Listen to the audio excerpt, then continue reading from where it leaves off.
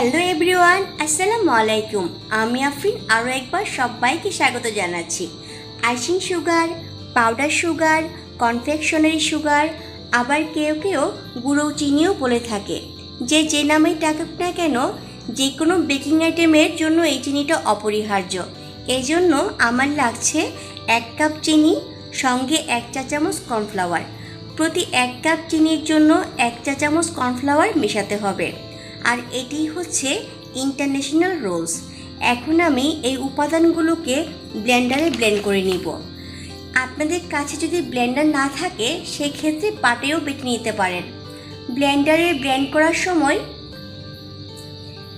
বারবার একটি চামচের সাহায্যে উল্টে পাল্টে দিবেন, যাতে করে উপাদানগুলো সমানভাবে গুঁড়ো হতে পারে। যখন চিনিগুলো একেবারে পাউডারের মতো হয়ে যাবে তখন মিশ্রণটি চেক করে নেবেন। যদি দেখেন একেবারে পাউডারের মতো হয়ে গেছে সেই ক্ষেত্রে আর ব্লেন্ড করার প্রয়োজন হবে না। এখন একটি চালনি দিয়ে আমি এই মিশ্রণটি চেলে নিব।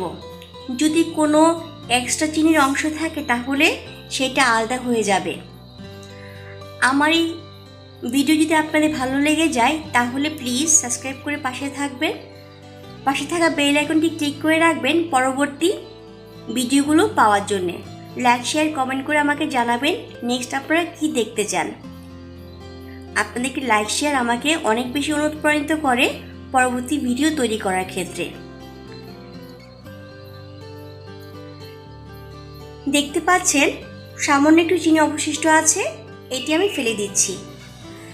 এখন একটি এয়ারটাইট বক্সে এই গুঁড়ো চিনি রেখে আপনারা অনেক দিন ব্যবহার করতে পারবেন। আর যে কোনো বেকিং আইটেমে এই আইসিং সুগারটা এখন ব্যবহার করার জন্য প্রস্তুত। ভালো থাকবেন, পরিবারের সবাইকে ভালো রাখবেন। পরবর্তী ভিডিও দেখার আমন্ত্রণ জানিয়ে আজকের মতো এখানেই বিদায় নিচ্ছি। আল্লাহ হাফেজ।